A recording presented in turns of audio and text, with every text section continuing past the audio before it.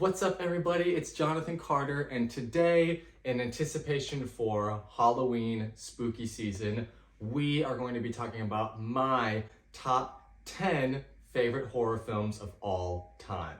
I want to start this video off by saying this is obviously a very subjective list. Your top 10 horror films will not be my top 10 horror films. Be sure to leave your top 10 list down below in the comments. And with that being said, let's kick off this list starting with number 10, Smile. The plot of Smile basically follows a demon that forces you to kill yourself in front of somebody else, and that person that sees you kills yourself then has that demon passed on to them, and it's this endless ladder of people being possessed by this demon and then passing it on to somebody else. The reason this makes the 10th spot on this list is because it is such a simple premise of seeing somebody smiling at you that just killed themselves and that demon is haunting you to make you kill yourself. It is very simple but done in such an incredibly effective way.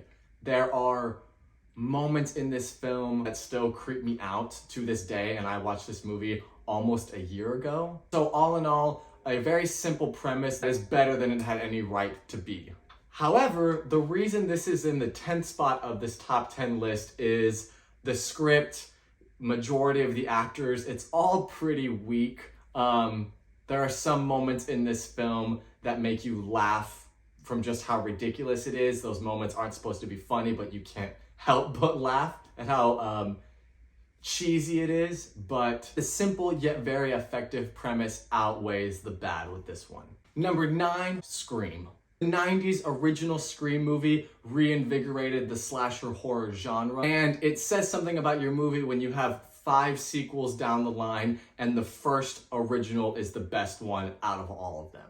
The cold open that this movie has really leaves you feeling kind of shocked because you're like, oh, this is Drew Barrymore. They're not gonna kill her off immediately at the beginning of the movie, and then they kill her off immediately at the beginning of the movie. And so from that opening, it leaves you thinking, okay, this movie can do anything. You don't know where it's gonna go. Anybody could be the killer. And the take that it has on the horror genre where it plays the rules of horror movies even though it is a movie. I think that's something that only the Scream franchise can do, but I also think that's something that the original Scream movie does the best out of all of them. All of the kills in this one, the tense moments, the reveal of the killers at the end. Spoiler alert, if you haven't seen the first Scream, there are 2 killers. It's all done in such a different way than anything people had seen before, and it really flipped slasher horror genre on its head. Now, what holds this one back for me is simply how dated it is in today's era. But if you can't tell from this poster right here, I am a very big Scream fan, and I realize that the original is still the best. Number 8, Sinister.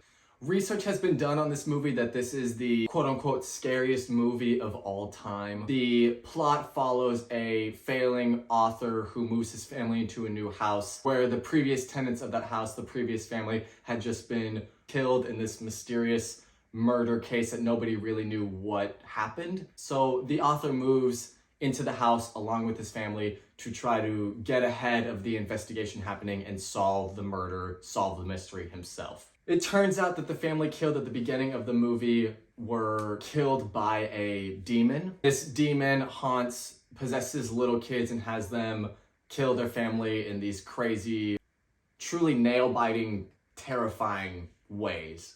Anybody who's seen Sinister will tell you the standout here in this movie are the tapes. Throughout the film, you watch multiple different tapes of all of these families that were killed in this horrific way. And each tape is more effective than the next. And gosh, those tapes will stick in your head after you watch this film. So yes, the tapes are a big standout of this film, but for me personally, the biggest, strongest aspect of this movie is actually its sound design. The music that this movie implements is something I have never seen in another horror movie since. It has the most effective, terrifying music that is almost, the music is almost scarier than what you're seeing on screen. And I think the music combined with the tapes and the horrific images really gets under your skin and pushes this movie from just a scary level to a downright terrifying movie. That being said, what holds this one back a little bit is the more I watch it as I get older, the plot doesn't really work that well for me. It takes kind of a little while to get into gear. It's not that intelligent of a movie that I thought it was when I was a teenager, but it is still downright terrifying, and it is a good time that will leave you horrified in the best way possible.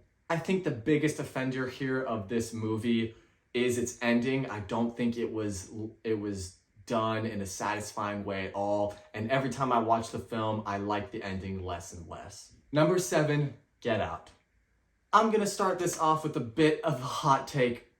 This is Jordan Peele's only good movie. The topics that this movie is not afraid to talk about and really dive into, everything having to do with racism, America's history, what we've done to our own people, is all on display here in such an incredibly intelligent manner. Not only does the movie play into those aspects in such a thought-provoking way, but there are moments in this movie that are so quiet and so effective at making you feel uncomfortable, unnerved. And every twist and turn that the movie takes makes you want to know what is going to come next. How is this going to end? Is it going to end in a satisfying way? Is the main guy going to live? What is going to happen? How could this possibly end? This movie is also elevated by its own plot, the fact that it plays out as a mystery, that you don't really know what's going on up until the very end of the film.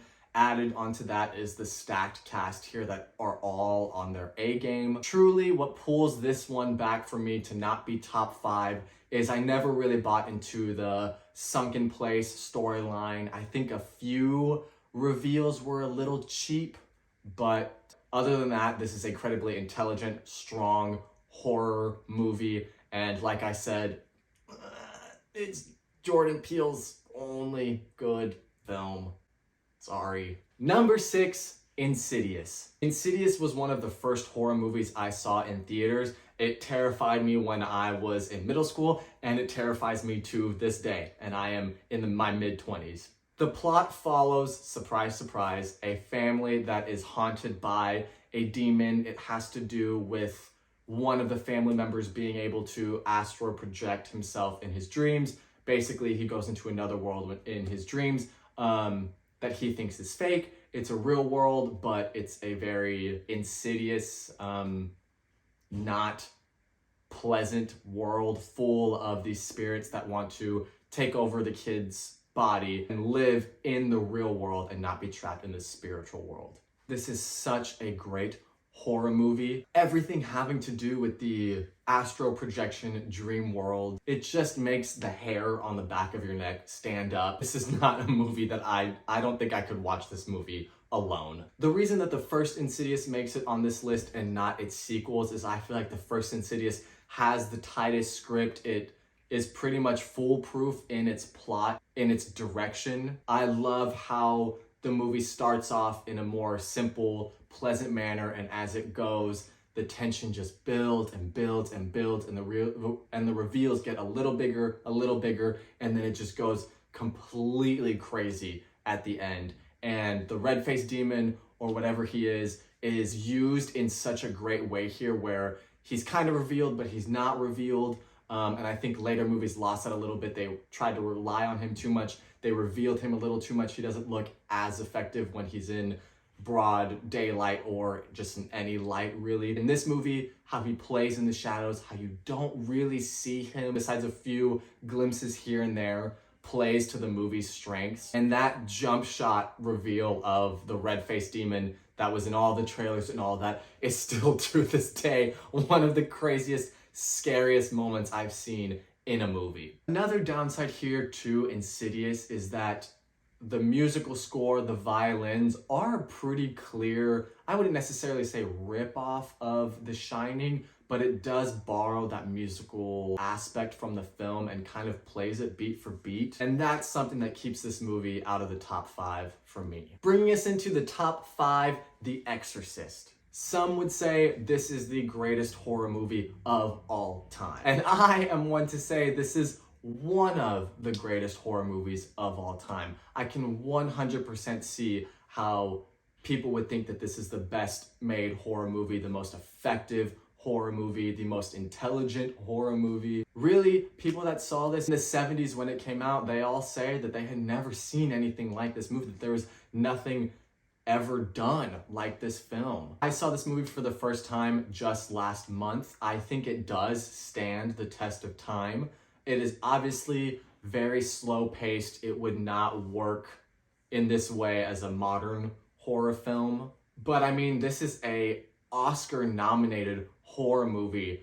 The team behind this film, the script, the directing, the acting, all of it, everybody knew what they were doing here. And I think this has one of the creepiest moments ever put to screen. I did a whole video about this moment in the film. You can check it out on my TikTok and my Instagram. The way that this movie and that scene in particular plays with imagery, and it's just silent, there's not much going on, but I think it's one of the best horror movie moments ever put to film. Like I said, the reason this is number 5 in my top 5 is it obviously is not a modern day horror film. I think you have to go into it with an open mind if you're seeing it for the first time today. It is slow, it is drawn out, but if you take a step back and look at it for what the movie is, what it did for not just horror, but cinema, movies in general, this is one of the best horror films of all time. Number 4, The Conjuring. During the Insidious franchise, James Wan also created the Conjuring franchise. I am one to say the Conjuring series is stronger than the Insidious movies. It's a little more elevated horror, and surprise, surprise, the plot follows a family as they move into a new house, and then they are haunted by these demons, and the whole movie you see this family being tormented by these demons in this house. You're not really sure what's going on, and the best part of the film are the two main characters, Ed and Lorraine Warren. They are paranormal investigators per se. I like that this movie doesn't hold back. It doesn't pull any stops. Each demon or spirit that is introduced is more terrifying than the one before it. And kind of like Insidious, where it starts a little more wholesome and then slowly builds and builds and builds. This movie does the same, but it does it better on every level comparatively. And it is an all-around top-notch horror film. If you have somehow not seen the Conjuring series, I definitely recommend checking it out. Bringing us into our top 3, The Conjuring 2. Right off the bat, what separates this movie from the first one, what makes it the 3rd spot instead of the 4th spot, is honestly The Nun. The Nun is one of the most terrifying creatures, demons, entity put on screen ever, period. She's terrifying. There's no other way to say it. Again, the second movie builds onto the first one so well. It does follow a bit of the same premise. Again, family haunted by these demons. They moved into a new house. They need to call in paranormal investigators so Ed and Lorraine Warren come back. The actors are, again, incredible in this one. And in my opinion, the plot isn't as strong as the first movie. It does wear a little thin, but again, the inclusion of the nun, that character, that demon, is so downright horrifying that it makes the movie. And every time she's on screen, you're terrified, and then every time she's not on screen, you're like, she could appear at any time. When is she gonna come back? This is horrifying. Number 2, 28 Days Later. I don't know where to begin with this film. It is the scariest film I have ever watched. It's a simple plot of a zombie outbreak, but the way that it is portrayed in this film, where the main actor, played greatly here by a young Cillian Murphy, way before his Oppenheimer, Peaky Blinder days. The main actor wakes up from a coma in a hospital, finds the hospital is empty, and leaves to go into the city of London and finds that everybody is gone. There's not a single living person in sight. And when I tell you, that is the most unsettling feeling I have ever felt, thing I have ever seen in a movie. It does a zombie outbreak so much better than any other film I've seen, because it's not just shots of empty roads where it's easier to shoot scenes where people feel more alone and isolated, and you say that the world is empty and has been overtaken by zombies. zombies, this film really shows you the aspect of what it would be like if there was nobody left and you were just stuck with these terrifying monsters. And oh my gosh, I love this film. The most effective moment for me in this movie is the whole opening when the main character wakes up and he's going through the city and the music is slowly building. It's about a 5 to 10 minute sequence and it ends with the main character getting to a church. When he walks in, it's just pews of dead bodies and just leaves you feeling so hopeless and helpless. And when he's standing there in that church, he, says, "Hello, is anybody there?" or something along those lines. And as soon as he begins to talk, these, 4 or 5 people, zombies, just stand up and just stare at him. And no other horror movie gets my adrenaline running like this one.